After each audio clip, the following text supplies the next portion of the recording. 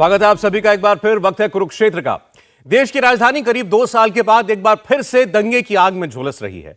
दिल्ली के जहांगीरपुरी में हनुमान जयंती पर कल जुलूस निकलता है, एक मस्जिद के बगल से गुजरता है, नारेबाजी होती है और फिर ईंट पत्थर लाठी डंडे और फायरिंग तक शुरू हो जाती है। देखते ही देखते राजधानी का एक इलाका दंगे की चपेट में आ गया। पुलिस वालों पर भी हमला हुआ, पुलिस वालों को गोली भी लगी। बहुत देर तक जहांगीरपुरी दंगे की आग में जलता रहा। जब भी देश के किसी हिस्से में ऐसी वारदातें होती हैं तो यह बहस होती है, दंगे होते हैं या करवाए जाते हैं तो क्या वाकई कहीं भी दंगे करवाना इतना और भड़काना क्या इतना आसान है? कुरुक्षेत्र में आज हम बात करेंगे इस पर। और आखिर करौली से लेकर दिल्ली तक एक के बाद एक दंगे क्या किसी बड़ी साजिश का हिस्सा है? गोली किसने चलाई, किसने पत्थर पहले फेंका, तलवार से हमला किसने किया? दिल्ली पुलिस अब एक एक दंगाई की पहचान कर रही है। दंगे की साजिश कहां रची गई, दिल्ली पुलिस जल्द ही उस तह तक भी पहुंचने वाली है। दिल्ली के इस दंगे में पुलिस ने अंसार, शेख, शहजाद, असलम और नूर आलम समेत कुल 14 लोगों को गिरफ्तार किया है। कुछ देर पहले इन्हें दिल्ली के रोहिणी कोर्ट में पेश किया गया। दंगाइयों को कोर्ट में पेशी पर ले जाते समय की तस्वीरें हैं इस वक्त जो आप देख रहे हैं। अंसार, ये जो शख्स आपको अभी कमीज में दिखाई दे रहा है, ये मुख्य आरोपी है और उसके तेवर देखिए।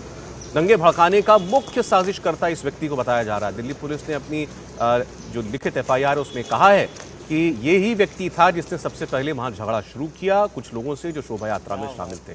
लेकिन आप उसके तेवर देखिए। वो फिल्म आपको याद होगी, पुष्पा भी आई थी और उसमें जो कैरेक्टर है वो एक स्टाइल जिस तरीके से करता है और कहता है मैं झुकूंगा नहीं, तो ये वही अंदाज जो है वो आज कोर्ट में जाते हुए भी दिखा रहा था।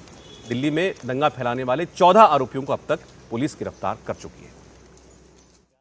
पहला दंगाई अंसार अहमद, जिसने झगड़े की शुरुआत की और नारे लगाकर भीड़ को उकसाया। दूसरा आरोपी है असलम, जिसने शोभा यात्रा पर गोली चलाई। इसकी पिस्तौल भी पुलिस बरामद कर चुकी है। तीसरा आरोपी नूर आलम है और चौथा आरोपी है शहजाद। और इसी बीच आपको बता दें इस पूरी वारदात को अब सियासी रंग कैसे दिया जा रहा है। दिल्ली बीजेपी के अध्यक्ष आदेश गुप्ता ने दंगे के आरोपी अंसार को लेकर एक बड़ा दावा किया।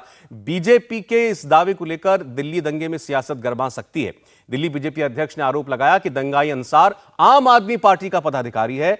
अरविंद केजरीवाल ऐसे लोगों को संरक्षण दे रहा है।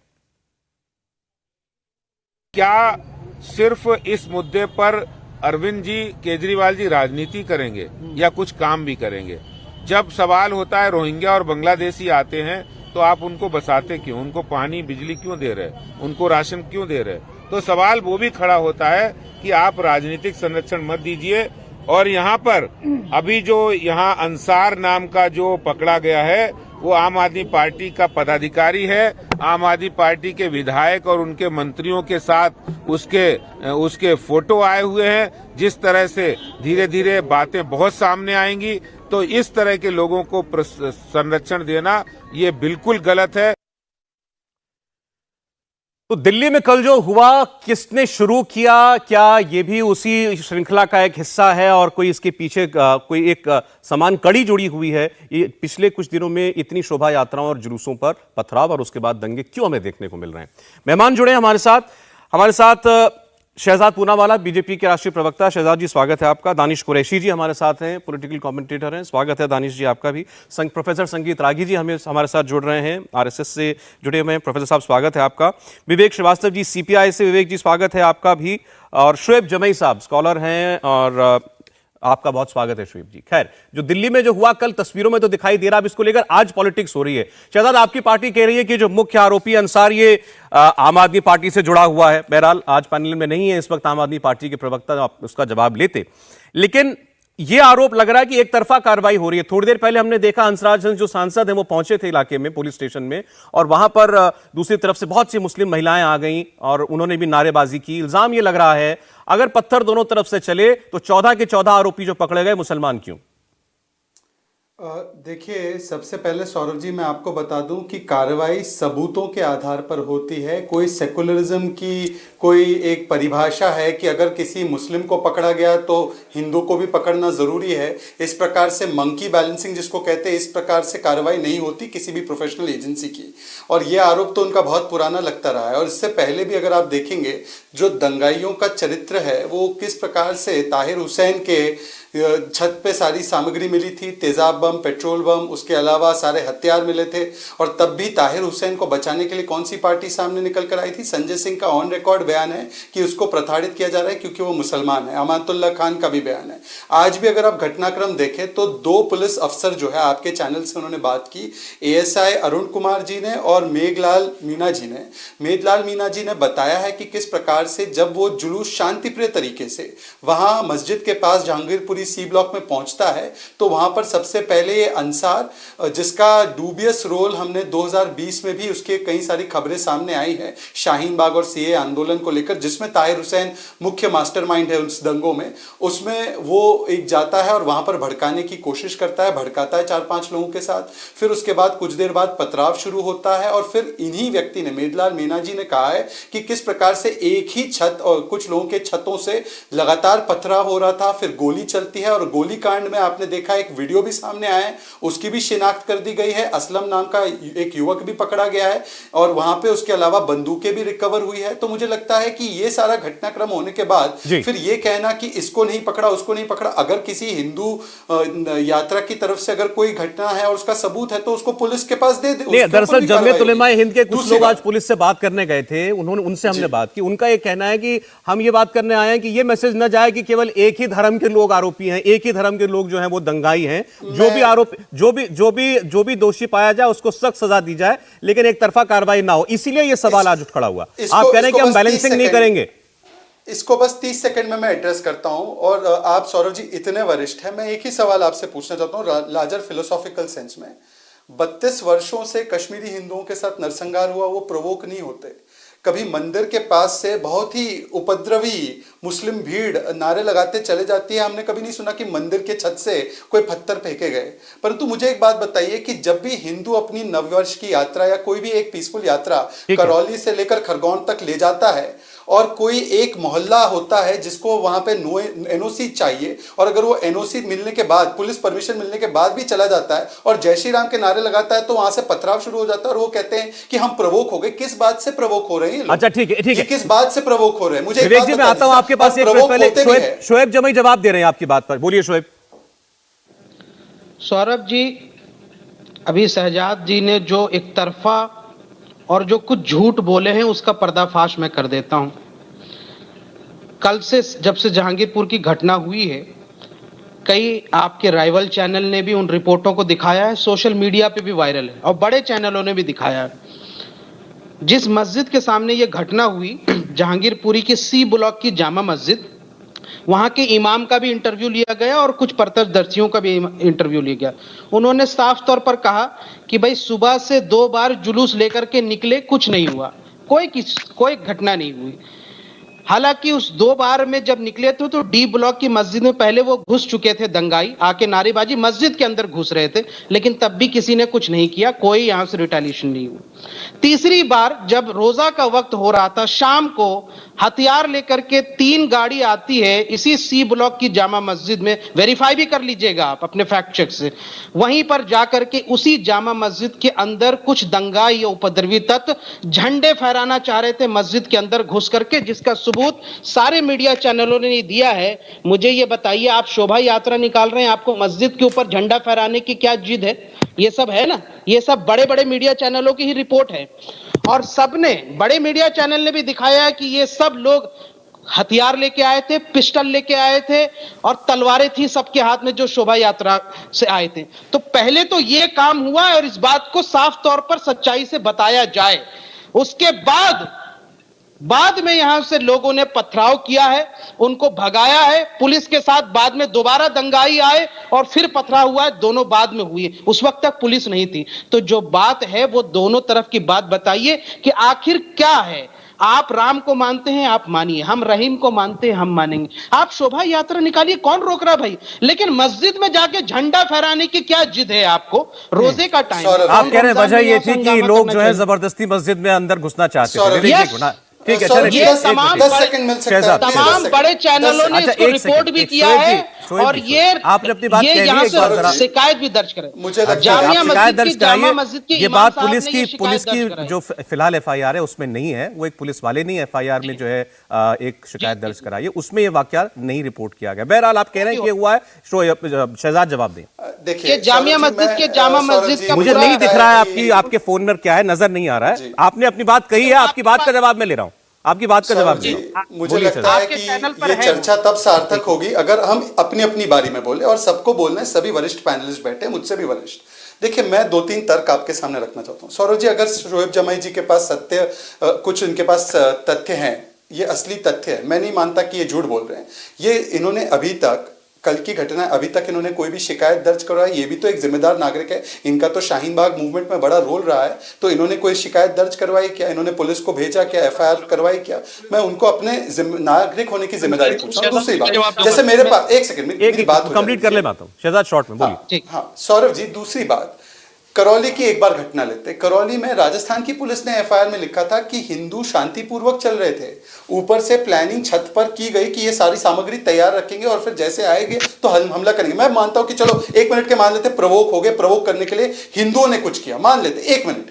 इनके पास ये सारे हथियार, पत्थर, तलवार, तमंचे, ये सारे रेडी होते हैं क्या कि हम प्रवोक होने वाले हैं इस दिन पर, इस जगह पर प्रवोक होंगे क्योंकि हिंदू ये करेगा, तो मैं तैयारी रखता हूं। घर पे आप एसिड बॉम्ब, पेट्रोल बॉम्ब, घर पे आप तमंचे, तैयारी रखते हो। एक बार मैं विवेक जी के पास जाना चाहता हूं। मैंने इनका एक वीडियो देखा, ये आज जहांगीरपुरी गए थे। विवेक जी, मैंने आपका एक वीडियो देखा, आप जहांगीरपुरी में थे, बताइए जरा, आपने लोगों से बात की तो क्या बताया उन्होंने? जी देखिए, आज हमारी जो लेफ्ट पार्टीज का जो एक डेलीगेशन है वो सुबह से ही जहांगीरपुरी में था, मैं पर्सनली वहां पे था। अभी भी वहां के पुलिस थाने के अंदर हमारे पार्टी के कॉमरेड्स बैठे हुए हैं, क्योंकि हमें ये कंप्लेन मिली है कि मुसलमान यंग बच्चों को उठा करके पुलिस धगाधक बंद कर रही है, तो स्टिल पीपल आर सिटिंग। सुबह जो हमारी बातचीत हुई है उस एरिया के अंदर हमारे बहुत सारे कम्युनिस्ट कॉमरेड्स हैं और उस एरिया में हमारा काफी काम है। 40 साल से वहां पे हिंदू और मुसलमान 40 साल से ज्यादा से बहुत ही प्रेम के साथ, यूनिटी के साथ, अच्छाई के साथ रह रहे हैं। आज भी नेबर्स के बीच में आपस में कोई प्रॉब्लम नहीं है। वहां पे ये रोहिंग्या और बांग्लादेशी थ्योरी भी गलत है। वहां वेस्ट बंगाल के कुछ मुसलमान हैं जो मिदनापुर से आए थे, उनको भी आए हुए 30-35 साल हो चुके हैं। I have actually worked in that area. तो उसके अंदर हुआ क्या है कि जो शोएब जमाई तथ्य दे रहे हो बिल्कुल ठीक कह रहे हैं कि वहां पे ये जिसको इन्होंने अरेस्ट किया है वो है वहां का गुंडागून है वो थोड़ा सा, लेकिन उसको भी उसके एल्डर से समझाया था कि let the procession pass, let us not do anything.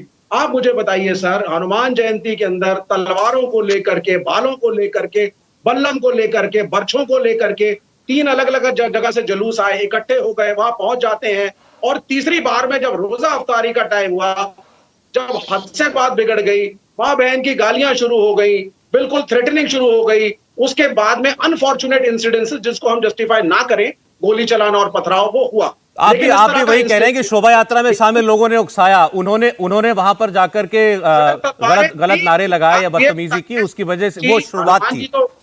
ठीक जी, हनुमान जी की जयंती पे तो लोग जामा मस्जिद में जाकर के झंडे फहराए। आपके पास मेरा नंबर है शोएब, जो आप तस्वीर दिखा रहे हैं मुझे भेजिए। मैंने ऐसी कोई तस्वीर देखी नहीं है, मैंने ऐसी कोई तस्वीर नहीं देखी अभी तक कि मस्जिद के अंदर कोई घुस गया हो या मस्जिद में घुसकर किसी ने कोई झंडा लगा दिया हो। ये जामा मस्जिद का गेट है और उसके सामने देखिए भगवा झंडा अंदर में सब नहीं तो जमीन पे पड़ा दिखाई दे रहा है, जमीन पे पड़ा दिखाई दे रहा है। ये मैं मान सकता हूं कि जब दंगा हो रहा है, जब पत्थर चल रहे हैं दोनों तरफ से, अब जब दोनों तरफ के लोग जो हैं एक दूसरे पर हमलावर हैं, तो ये कुछ चीजें जो है कि मस्जिद के गेट पर या मस्जिद के अंदर गिरी हो, इस तरह में इनकार नहीं कर सकता। सवाल देखिए, जो इल्जाम आप लगा रहे हैं, रागी साहब के पास जा रहा हूं, जो इल्जाम आप लगा रहे हैं वो बहुत बड़ा इल्जाम है और ऐसी बातें जो हैं छुपा नहीं करती। इसके वीडियो बन जाते हैं, ये दिख जाती हैं। जैसे बिहार में एक झंडा जो है मस्जिद के दीवार पर लगाने की कोशिश एक शख्स ने की, वो चढ़ गया था। 1 मिनट शोएब साहब, मैं कह रहा हूं मुझे भेज दीजिए ना।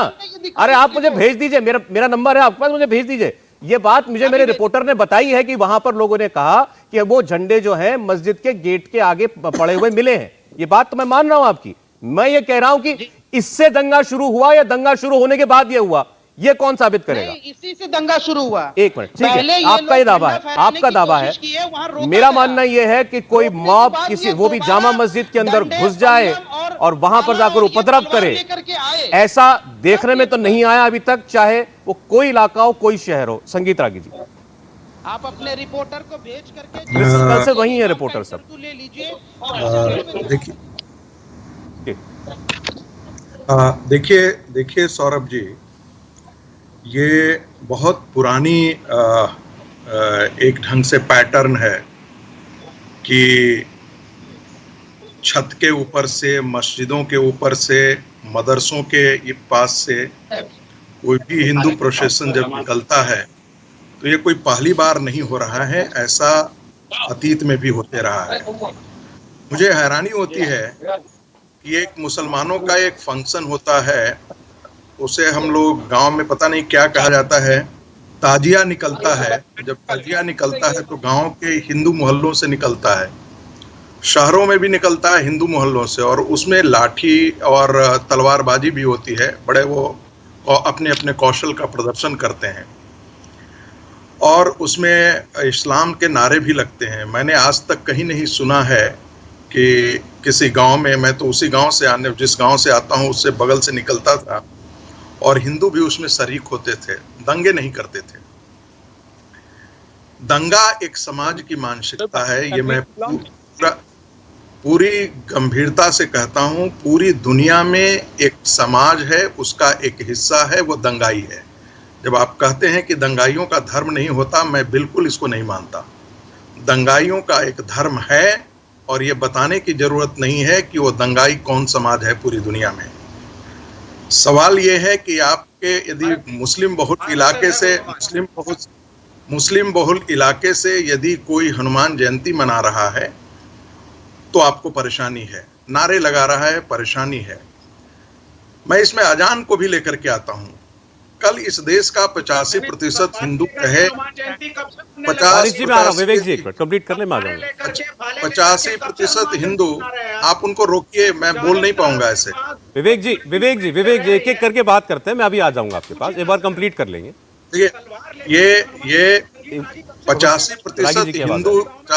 85% हिंदू यदि ये कहना शुरू कर दे कि भाई मुझे अजान से तकलीफ है और मुझे जो इस्लाम के अंदर पढ़ाया जाता है कि काफिरों की हत्या कर दो, इस पूरे विमर्श से, इस पूरे धर्म से ही हमको तकलीफ है और हम इस प्रकार की चीजें न अजान होने देंगे और न हम करने देंगे।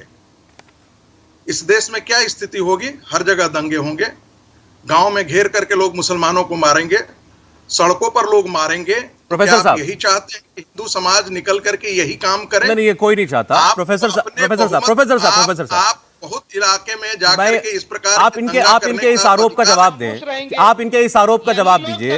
ये मस्जिद के अंदर घुसने वाली बात तो जब प्रमाण आएगा तब बात करेंगे, लेकिन ऐसा ये भी लोग बातें आ रही हैं बार बार कि इस बार जितने भी जुलूस निकले, केवल दिल्ली में नहीं और शहरों में भी, वो खास तौर पर मस्जिद के बाहर जाकर डीजे बजाते हैं, वो वहां जाकर जय श्री राम जोर जोर से चिल्लाते हैं, और उसमें रमजान का वक्त चल रहा है, शाम को जब रोजा इफ्तारी का वक्त होता है उस वक्त ऐसा करना, ये बहुत लोग कहते हैं ये उकसावा है। हाँ, तो मैं वही आपसे कह रहा हूं कि रोज आप 5 बार अजान लगाते हैं, मुझे उससे कष्ट है। कल हिंदू ये कहना शुरू कर दे कि हमको ये लहराते हैं, आप अजान देते हैं, उससे मुझे कष्ट है। मुसलमानों को 35% जमीन इस देश का टुकड़ा मिल चुका है, भारत का विभाजन हो चुका है। मैं जवाब दूंगा। दानिश जी अब तक बोले नहीं, दानिश जी के पास वाकई में फिर वही कुराफात कर रहे हैं जो आजादी से पहले था, इनके बाप दादों ने किया था। दानिश कुरैशी देखिए सौरभ, मैं एक बात कह दूं, संगीत रागी साहब जो है ना, वो बातों के तर्क में ये छुपाना चाह रहे हैं। मैं आपसे एक बात ये पूछना चाहूंगा कि जब देश के 6 से ज्यादा राज्यों में इस तरीके के जुलूस में सांप्रदायिकता से दंगे भड़के हैं, उसके बावजूद भी दिल्ली की इस यात्रा के अंदर में तलवारों का क्या काम था? पुलिस जो है भारतीय जनता पार्टी की शासित केंद्र की सरकार के हस्तक है। अगर आपको लगता है, देखिए इस जुलूस से किसी को कोई तकलीफ नहीं है, लेकिन अगर मामले इतने तंग चल रहे हैं कि जहां मामला बिगड़ते देर नहीं लगती, एक तरफ रमजान का महीना है, दूसरी तरफ इस तरीके के त्योहार चल रहे हैं, बावजूद इसके ऐसे जुलूसों में आप मुझे ये बताइए, तलवार, भाले, बर्छी, ये सारी चीजें कर क्या रही हैं? और अगर इन चीजों की मौजूदगी से प्रॉब्लम हो रहा है और रमजान का महीना हो तो हिंदू अपने पर्व नहीं मनाए। रमजान का महीना ये वही विमर्श है जो पश्चिम बंगाल में ममता बनर्जी ने किया। तलवार लेके मनाएगा वो। पश्चिम बंगाल में ममता बनर्जी ने किया कि आप दुर्गा पूजा के दुर्गा जी की मूर्तियां विसर्जित नहीं करें, उस दिन विसर्जित नहीं करें, क्योंकि वो उस दिन जुम्मे की नमाज है। दंगा मनाएंगे, ऐसा नहीं होगा संगीत रागी जी। हथियार रखने की किसी को भी सत्ता नहीं है, आपको भी नहीं है, मुझे भी नहीं है। ये बात आपको अच्छे से समझ लेनी पड़ेगी। एक चीज दानिश कुरैशी जी, मैं केवल एक बात आपकी जानकारी के लिए बता रहा हूं, हो सकता है आपकी जानकारी में होगी भी।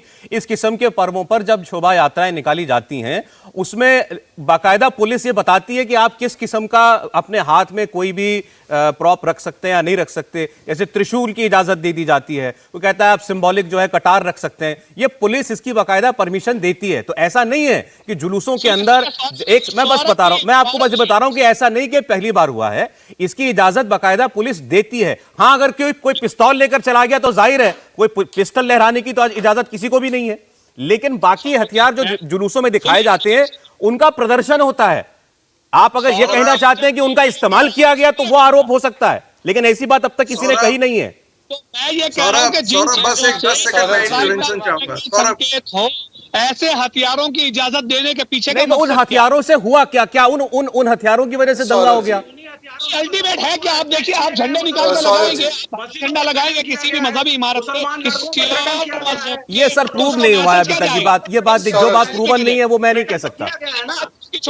आता हूं मैं आप एक सर रागी जी बहुत 10 सेकंड में अपनी बात कहिएगा, फिर इसके बाद शहजाद जी के पास। शहजाद जो कह रहे थे, सुनिए शहजाद जो कह रहे थे कि अगर शोएब के पास कुछ है तो वो दिल्ली पुलिस को दे। आप बताइए, दिल्ली की कोर्ट ने तो प्रवेश वर्मा और इनके खिलाफ पुलिस को पूछा था, क्या हुआ उसमें? तो आप ये स्टैंडर्ड छोड़ दीजिए। अच्छा चलिए ठीक है, रागी जी बोलिए, फिर शहजाद। देखिए, अभी जिक्र हुआ कि भाई क्यों ऐसा करते हैं, ये वही चीज खड़ा करने की कोशिश है। दो चीजें बहुत इंपॉर्टेंट है। एक, जैसे पश्चिम बंगाल में ममता बनर्जी ने कर दिया कि अब जुम्मे की नमाज है तो आप दुर्गा पूजा की विसर्जन करने का आप समय सीमा तय कर लीजिए, या उस दिन नहीं कीजिए, अगले दिन कर दीजिए। यानी इस आजाद भारत में अब मुस्लिम तय करेंगे कि हिंदू समाज किस दिन जुलूस निकाले, किन गलियों से निकाले, किस गलियों से नहीं। दूसरी बात, रोहिंग्या और बांग्लादेशी मुसलमानों को चिन्हित करके इनको देश से बाहर निकालिए। मुंबई को इन्होंने घेर रखा है, कलकत्ता में वो घेर रखा है, देश के बहुत सारे जो शहर हैं वो बांग्लादेशी पॉकेट्स हो चुके हैं। ठीक है, दिल्ली के अंदर 10 लाख से ज्यादा बांग्लादेशी मुसलमान हैं, उनको घेरिए। विवेक श्रीवास्तव कह रहे हैं इस इलाके में रोहिंग्या या बांग्लादेशियों का कहीं कोई प्रेजेंस नहीं है। हम कह रहे हैं, मैं उस इलाके में गया हूं। ठीक है सर, बात हो रही है कल दिल्ली में आखिर हनुमान जयंती पर निकली शोभा यात्रा के पर पथराव क्यों हुआ और दिल्ली में दंगे के हालात क्यों बने। शहजाद पूनावाला से शुरुआत करना चाहेंगे। आपने इल्जाम सुना, अभी शोएब ने भी बोला, विवेक श्रीवास्तव भी यही बात कह रहे हैं कि जुलूस में शामिल कुछ लोगों की वजह से माहौल खराब हुआ। देखिए सौरभ जी, एक एक करके मैं कुछ जवाब देना चाहता हूँ, और मैं जैसे सबकी बात सुन रहा था, मेरा भी वो बात सुन दे और उसके बाद अपना जवाब दे। देखिए, पहले तो हथियार की बात हो रही थी। सौरभ जी, आपने इतने वर्षों तक रिपोर्टिंग की है, ताजिया के भी कई सारे प्रोसेशंस है जिसमें मुस्लिम समुदाय नुकीले हथियार लेकर निकलता है अपने आप को मारने के लिए। ये उनकी प्रथा है, उनको कई जगहों पर परमिशन भी मिलती है। तो अगर आपको परमिशन मिले हथियार लेकर निकलने की अपने जुलूस में तो वो तो ठीक है, अगर किसी और को। सौरभ जी, विवेक जी इनके बाद आप ही बोलेंगे प्लीज। सर ये देखिए, मुझे लगता है कोई आवश्यकता नहीं है। आपने भी तो बहुत सारी बातें कही, ये सुन रहे थे, सुन लीजिए। घुसपैठ की कोई आवश्यकता नहीं है भाई, शहजाद जी के बाद की कोई आवश्यकता नहीं। तर्क से हम जवाब दें, आवाज ऊंची करने की कोई आवश्यकता नहीं, लाउड स्पीकर की आवश्यकता नहीं है। प्लीज मैं अपनी पूरी कर लूं बात, फिर आप करिए। दूसरी बात, सौरभ जी, आपने पूछा कि 7-8 राज्यों में आपने एक चीज पैटर्न ऑब्जर्व की कि ये हिंदुओं की नववर्ष की यात्रा या बाकी यात्रा जो है वो मस्जिदों के पास से क्यों जा रही थी और नारे लगाते हुए क्यों जा रही थी। बड़े सम्मानपूर्वक सौरभ जी मैं आपसे पूछना चाहता हूँ, दंगाई का तो कोई धर्म नहीं होता, अभी कहा गया। मैं नहीं कह रहा हूँ, ये आरोप लग रहा है, उनका तर्क है। दंगाई का तो कोई धर्म नहीं होता, ये भी कहा गया। पर इलाके मुस्लिम और हिंदू कैसे हो जाते हैं? क्या एक हिंदू व्यक्ति को सार्वजनिक जगह पर अगर आपको नमाज पढ़ना सार्वजनिक जगह पर अलाउड है, जहां पर आपकी पॉपुलेशन भी ना हो, परंतु हिंदू अगर शांतिपूर्वक तरीके से जय श्री राम या भगवा झंडे के साथ ले जाना चाहता है अपनी यात्रा को, और वो मस्जिद के सामने से होते हुए गुजरती है, तो क्या 370 और एनओसी लागू है क्या वहां पर, कि नो ऑब्जेक्शन सर्टिफिकेट लेना पड़ेगा क्या? और यही मानसिकता और सोच है। मेरे पास एक वीडियो है उसी इलाके की एक महिला का, वो कह रही है कि हम जय श्री राम के नारे को कैसे बर्दाश्त कर दे भाई। देखा मैंने और यहां पर हाँ वो वीडियो है। अब मैं इसीलिए जो रागी जी कह रहे हैं, रागी जी बिल्कुल सही कह रहे हैं, आपके पास वोट बैंक का वीटो नहीं हो सकता। आप चाहे तो नमाज रूम आपके लिए बन जाए, आप चाहे तो सड़कों पर नमाज अता कर ले आप और सब लोग उसको टॉलरेट करें, आप चाहे तो लाउड स्पीकर सर अजान 5 बार बजते रहे, अजान से किसी को दिक्कत नहीं है, परंतु आप चाहे तो ये हो। पर अगर हिंदू कोई निकल जाए शांतिपूर्वक तरीके से, और आखिरी बात देखिए, विवेक जी ने कहा कि ये मुस्लिम बच्चों को पकड़ा जा रहा है, उनके लिए वो आवाज उठा सकते हैं, पर क्या कांग्रेस पार्टी और विवेक जी की पार्टी ने अधिकृत रूप से शिवम के लिए एक भी बार ट्वीट किया? उस शिवम की क्या गलती थी? चलिए मान लीजिए आप प्रवोक भी हो गए, तो प्रवोक होंगे तो एक 16 वर्षीय बच्चे को मौत के घाट ठीक है शहजाद जी, कोशिश करेंगे। ठीक है। अभी आपने जो बात कही, जिस वीडियो का हवाला दिया, विवेक जी आपके पास आ रहा हूं, फिर शुएब जी आपके पास आता हूं। देखिए, मुस्लिम पक्ष से ही 2 किस्म के बयान आ रहे हैं। एक वो जो महिला का बयान है, वो ये कहती है कि जब हमारे रोजा खुलने का वक्त है, तारीख का वक्त है, उस वक्त मस्जिद के पास जय श्री राम का नारा लगेगा और डीजे का नारा लगेगा, डीजे बजेगा तो यह हम नहीं होने देंगे। तो वो उनके बयान को सही माने तो वजह ये थी। और दूसरा बयान जो शोएब जमई कह रहे हैं कि वहां मस्जिद में घुसने की कोशिश या मस्जिद पर झंडा लगाने की कोशिश हुई, लेकिन दोनों अलग अलग तर्क हैं। बोलिए Vivek ji. Sir I need 20 seconds only, I need only 20 seconds, बोलिए, मैं सिर्फ 20 सेकंड लूंगा। देखिए, बेसिक प्रॉब्लम क्या है, हिंदू और मुसलमान की प्रॉब्लम नहीं है। इस देश का मुसलमान भी टॉलरेंट है और हिंदू भी टॉलरेंट है और प्रेम भाव से सब रहते हैं। कुछ छिटपुट घटनाएं होती आई हैं हमारे देश में, वो एक अलग बात है। Problem is that presently RSS जो है वो आइडिया ऑफ इंडिया के खिलाफ है। क्या है आइडिया ऑफ इंडिया 1947 के बाद से?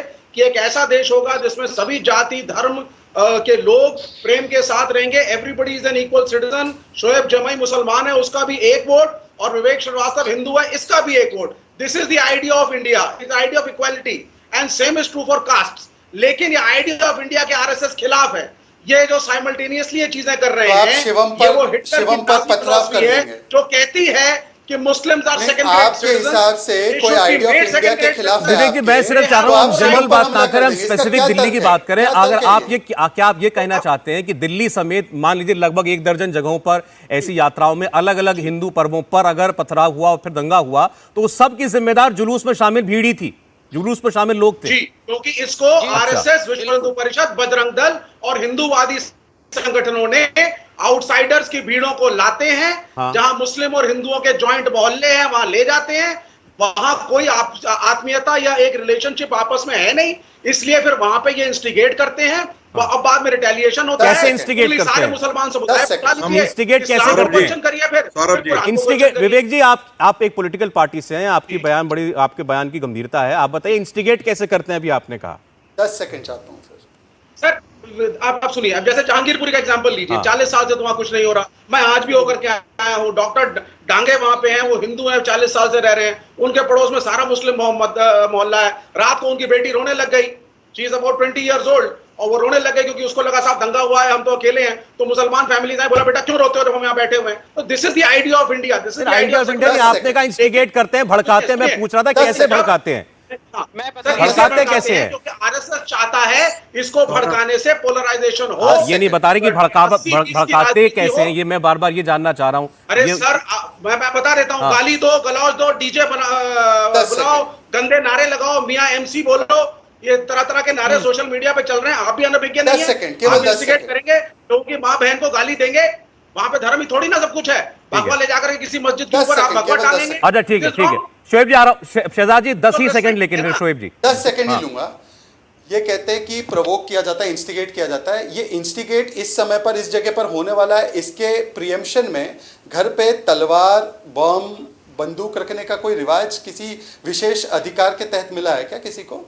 ये इंस्टिगेट होने वाले हैं, इसकी एडवांस में प्लानिंग कैसे हो जाती है, ये जरा समझा दे मुझे। शोएब बोलिए। चलिए मान लेते हैं इंस्टिगेट, ये प्लानिंग पहले से हो जाती है। सौरभ जी, पहले तो जो आपने कहा कि जो आपके पास तस्वीरें वो व्हाट्सएप कर दीजिए, मैंने आपको व्हाट्सएप कर दिया, आपने देख भी लिया है। जी। इसमें 2 तस्वीरें ऐसी हैं जो किसी चैनल, राइवल चैनल की नहीं है, बल्कि छत पर से ली गई है, जिसमें जो भगवा पहने हुए लड़के हैं वो तलवार नहीं बल्कि यहाँ से पिस्टल लहरा रहे हैं। ये 4, 5, 2, 3 जो पिस्टल है, ये पिस्टल लाने की तो इजाजत नहीं है। ठीक, सहमत और हूं। ये जो यहाँ से तस्वीर है, ये आपके राइवल चैनल की नहीं है, ये वहां के मस्जिद के इमाम साहब ने खींच के दी है जब वो झंडा फहराने की कोशिश करे, तो आप ये दिखा सकते हैं, इसमें कोई आपका इंटरेस्ट ऑफ कॉन्फ्लिक्ट नहीं होगा। नंबर 2, शहजाद जी ने कहा कि शिकायत क्यों नहीं की वहां की अमन कमेटी, मस्जिद, जामिया मस्जिद के इमाम साहब, और जब बाद में जमीयत के लोग गए उन्होंने शिकायत की और हमने भी ये तस्वीरें सब भेज दी थी, तो जो उसकी कलेक्टिव यहां से जाकर के शिकायत की गई है और इस पे FIR भी दर्ज होगा। नंबर 2। नंबर 3, इसी नोएडा में जब कल शोभा यात्रा निकल रही थी, मुसलमानों ने उनको पानी भी पिलाया और फूल भी बरसाए। नागपुर में भी ऐसा हुआ, और अशोक गहलोत ने भी जो तस्वीर ट्वीट की थी राजस्थान में, मुसलमानों ने फूल बरसाए, पानी पिलाए, सब जगह शोभा यात्रा में हुआ। लेकिन अगर आप शोभा यात्रा लेकर के जाते हैं और कुछ अपराधी तत्व को आप कंट्रोल नहीं करते हैं, वो जाके मस्जिद में झंडे फहराएंगे, मुसलमान MC जाकर के गाली देंगे, तो क्या होगा फिर? ये एक कोई मेरे सवाल का मामला जवाब नहीं है, ठीक, बड़ी नहीं मिला। साजिश है। अच्छा, नहीं, चलिए शुएब, एक ठीक है, बड़ी ये बात तो साजिश आपने है। पहले भी मैं कही, अभी भी कंप्लीट आपने कर कहा रहा कि उकसाया जाता है। अब ये मैं उनका कंप्लीट सवाल, कर रहा हूं, शहजाद का सौरभ सवाल ये है जी, कि मैं क्या कंप्लीट क्या कर रहा हूं। क्या क्या इसकी तैयारी पहले से कर ली जाती है कि अब ये लोग आएंगे, हमें भड़काएंगे तो पत्थर जमा कर लो? नहीं, जहांगीरपुर में कल सुबह से 2 बार यात्रा निकली, 2 बार मस्जिद में जाकर के D ब्लॉक में यहां से घुस गए, किसी मुसलमान ने कुछ नहीं किया। लेकिन तीसरी दफा आप फिर सेम वही जगह आकर के मस्जिद में चढ़ेंगे, ये तो कोई साजिश है ना? कौन है इसके पीछे बड़ा हाथ? इसकी जांच चाहिए। कौन उसको उकसा रहा है? आप देश को तोड़ने की कोशिश कर रहे हैं। मैं जबरन कह रहा हूं कि भाई तो RSS, कानून को BJP हाथ और में ले बजरंग लेंगे। दल पे यहाँ जांच करानी चाहिए कि आप देखिए, देश में दंगा कराने की कोशिश कर इन्होंने रहे हैं। कहा, और एक सेकंड, शहजाद, एक सेकंड, मिनट, संगीत जी, संगीत जी, इन्होंने पहले कहा, संगीत 2 बार जी जवाब ऐसी दे दें, उसके घटना बाद हुई। शहजाद प्लीज, संगीत रागी जी, प्रोफेसर साहब आप स्वयं सुन लीजिएगा। मैं पर्टिनेंट पूछ रहा हूं कि आप शोभा यात्रा में मस्जिद से क्या लेना देना आपको? अच्छा, मस्जिद ठीक आना है तो इबादत कीजिए ना हमारे एक साथ मिनट, एक आकर मिनट, के। एक मिनट, आप एक मिनट, मंदिर एक से मिनट, जवाब तो सुन लीजिए आप, एक रोड मिनट, पे जाइए। बोलिए प्रोफेसर साहब, रागी जी की आवाज है। सौरभ जी अभी विवेक श्रीवास्तव कह रहे थे कि भाई ये सब जगह RSS करवा रही है, तो लंदन का विस्फोट भी जो है वो RSS की प्रतिक्रिया में होती है। जर्मनी में जब ये लोग विस्फोट करते हैं तो RSS की प्रतिक्रिया में होती है। सिडनी में विस्फोट करते हैं तो RSS की प्रतिक्रिया में होती है। फ्रांस के सबर्ब में रोज दंगे कर देते हैं, वो RSS की प्रतिक्रिया में होती है। अल्जीरिया में दंगे करते हैं, RSS की प्रतिक्रिया में होती है। मोरक्को में RSS है इसीलिए दंगा करते हैं। ट्यूनीसिया में दंगा इसीलिए करते हैं कि वहां पर RSS है। अफगानिस्तान में दंगे और हत्या इसीलिए करते हैं क्योंकि वहां भी RSS है। पाकिस्तान के अंदर जो सिया की मस्जिदें तोड़ देती है वह भी RSS के कारण होता है। तो ये बड़ा मजेदार किस्सा दिखता है। अब रही बात दूसरी बात हाँ, बोलिए। देखिए, इस देश में दंगे कहाँ होते हैं? इस देश के दंगों को यदि आप चिन्हित करेंगे तो दंगे 3 जगह होते हैं। प्लीज जरा सा मुझे अपनी बात कह लेने दीजिए। हमने हस्तक्षेप नहीं किया। विवेक जी आप अपने समय पे बोल लीजिएगा। दानिश जी, विवेक जी मैं आ रहा हूं, एक बार कंप्लीट कर लें, 30 सेकंड सर, कंप्लीट कीजिए। देखिए, इस देश में हिंदू मुस्लिम दंगे कहाँ होते हैं? जहां मुस्लिम डोमिनेटेड एरिया है वहां दंगे होते हैं। जहां मुस्लिम का पहले एक जिसको कहते हैं वॉल सिटी एरिया होता है वहां पर दंगे होते हैं। हिंदू बहुल एरिया में यदि 1-2 मुसलमान होते हैं, कभी आपने दंगे नहीं देखा होगा। मुस्लिम बहुल एरिया में दंगे हो जाते हैं। गांवों में दंगे नहीं होते हैं। पता है क्यों? क्योंकि एक गांव यदि मुस्लिम डोमिनेटेड है तो वो गांव चारों ओर से हिंदुओं से डोमिनेटेड है। यदि वो दंगे करेंगे तो अगले दिन उनकी इतनी धुलाई होगी, इतनी पिटाई होगी कि वो दंगे कर नहीं सकते हैं। शहरों के अंदर वो दंगे इसलिए करते हैं क्योंकि वो एक पॉकेट में अब ढंग से आप ऐसा क्यों होता है कि जो मुस्लिम डोमिनेटेड एरिया है पूरे देश में ऐसी मान्यता हो जाती है कि ये मिनी पाकिस्तान बन गया है। ये मिनी एरिया वो मेरठ में ले लीजिए, वो कानपुर में चले जाइए, वो अहमदाबाद में हो जाता है, वो अन्य शहरों में हो जाता है। क्यों ऐसी है? ये मानसिकता का सवाल है। ठीक, यदि हिंदू समाज के अंदर से कोई यदि इस प्रकार का उकसावा कर रहा है तो बिल्कुल गलत है। वो भर्त्सना होनी चाहिए, उसको पकड़ा जाना चाहिए। ठीक, लेकिन ये आपको अधिकार बिल्कुल नहीं दे देता है कि आप उस पर जो है वो पिस्तौल चला दें, बम चला दें, ऐसे तो रोज लोग ऐसे करके ठीक है प्रोफेसर साहब, अगर दानिश जी हैं तो दानिश जी पहले बोले, फिर विवेक से बात करें। अल्लाह अकबर का नारे लगा करके और आगे जाकर के आप ठीक दानिश कुरैशी स्क्रीन पर ले उन्हें। सबसे पहले तो सौरभ मैं बताऊं संगीत रागी को, दरअसल इनकी दिक्कत क्या है, ये विश्व में इसलिए फले फूले नहीं, ना आरएसएस ना इनकी ब्राह्मणवादी विचार मानसिकता, क्योंकि ये अपने ही देश में अपने ही लोगों पे जुल्म करते रहे। हम लोग उसका जिंदा सबूत हैं। हम उन पूर्वजों के मुसलमान दलित हैं जिनके बाप दादाओं पे इन्होंने जुल्म किया, और आज हम इनकी आंख में आंख डाल के इनसे सवाल पूछ रहे हैं। इनसे अफसोस ये प्रॉब्लम ये है कि आप हिंदुस्तान के बाहर कभी पहुंच ही नहीं पाए, तो ना आप अफगानिस्तान में जाके कुछ कर पाए, ना आप सऊदी अरब में जाके कुछ कर पाए, ना टर्की में, ना यूके में, ना और कहीं कर ये आप किसके लिए, ये आप हिंदुओं के लिए कह रहे हैं या आरएसएस के लिए कह रहे हैं? आरएसएस के लिए। ये हालात इनके आरएसएस को क्यों जाना था लेकिन अफगानिस्तान और टर्की में? आरएसएस को क्या करने जाना था वहां? तो यही तो कह रहे हैं कि अगर ये होते हैं तो दंगे नहीं होते। ये इनका अस्तित्व नहीं है वहां पर, इसलिए यहाँ पर बातें कर रहे हैं। अगर ये वहां होते दंगे हो जाते हैं वहां पे। दूसरी बात दंगे होते हैं। सुनिए दूसरी मेरी बात सुनिए, मैं आपको बताऊं कि जब हमारे यहाँ मध्य प्रदेश में, राजस्थान में, गुजरात में, उत्तर प्रदेश में शोभा यात्राएं जो हैं वो अति संवेदनशील पिछले 15 दिनों में अलग अलग जगहों पर हुई। देखिए, किसी के भी धर्म के त्योहार को मनाने पर किसी तरह का कोई प्रतिबंध नहीं है, लेकिन जितना ज्यादा प्रिकॉशंस लेना चाहिए था बीते कल के दिन, जो वो प्रिकॉशंस क्यों नहीं लिए गए? आप मुझे बताइए कि पूरी दिल्ली पुलिस, पूरी केंद्र की सरकार, पूरा इंटेलिजेंसी मिलके अगर ये 10 आरोपी जो आप सुबह से नाम दिखा रहे हैं जो एक धर्म विशेष के हैं, अगर ये लोग लेके पूरे दिल्ली की पुलिस को बांध में ले सकते हैं, तो फिर मुझे लगता है कि सुरक्षा के लिहाज से ठीक है, आपका ये सवाल जायज है कि ये लॉ एंड ऑर्डर पर भी सवाल खड़े करता है। ये पुलिस की, प्रशासन की जिम्मेदारी है कि ऐसी घटनाएं ना हो। मैं एक खबर दे देता हूं, मैं एक खबर बता रहा हूं। ये पुलिस ये बड़ी बात बता रही है कि 15 तारीख को अंसार को जो है मुख्य साजिशकर्ता बताया गया है, और असलम को उसके बाद। ये पुलिस का दावा है कि 15 तारीख को यानी परसों ये पता चल गया था कि इस इलाके से यात्रा निकलेगी, और इन लोगों ने पहले से साजिश करके कल की वारदात को अंजाम दिया। पुलिस का फिलहाल स्टेटमेंट यह है कि इनके नॉलेज में यह बात थी कि यात्रा आएगी और यात्रा पर हमें क्या करना है और हमें कैसे माहौल खराब करना है।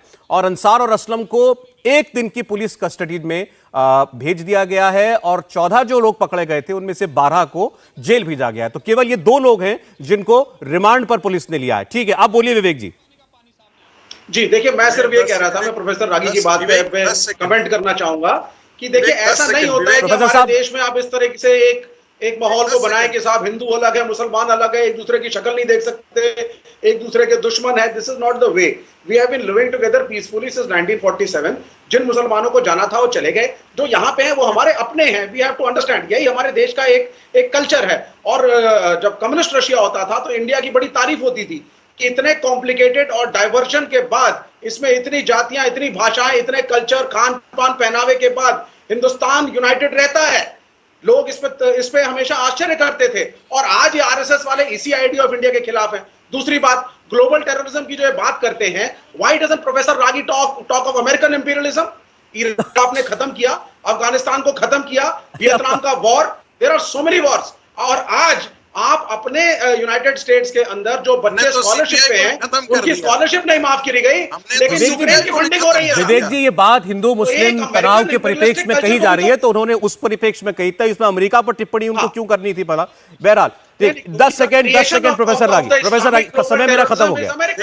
देखिए सौरभ, एक बात बहुत गंभीरता से सोचने की है, जो यहाँ पर इस देश में विमर्श चल रहा है कि जब मुस्लिम बहुल इलाके होने के बाद आप इतने टॉलरेंट हो जा रहे हैं, तो मुसलमानों की बढ़ती हुई आबादी, जो लोग कहते हैं कि खतरे भारत के लिए आने वाले हैं, मैं उससे सहमत हूं। कल जाकर के यदि ये 50% हो जाते हैं, 40% हो जाते हैं, तो इस देश में तो हिंदुओं को जीना नरक। अच्छा प्रोफेसर साहब, ठीक, शहजाद 10 सेकंड आपको। देखिए, ऐसा है, ये माहौल बिगाड़ कौन रहा है? किसने बिजली को राजस्थान में हिंदू मुसलमान में बांटा? कौन बार बार हिंदू टेरर और हिंदुत्व आईएसएस बोलकर इस देश में सांप्रदायिक माहौल बिगाड़ता है? कौन अभी आरएसएस को कुछ अपमान शब्द कहते उन्होंने ब्राह्मणवादी लोगों को कह दिया।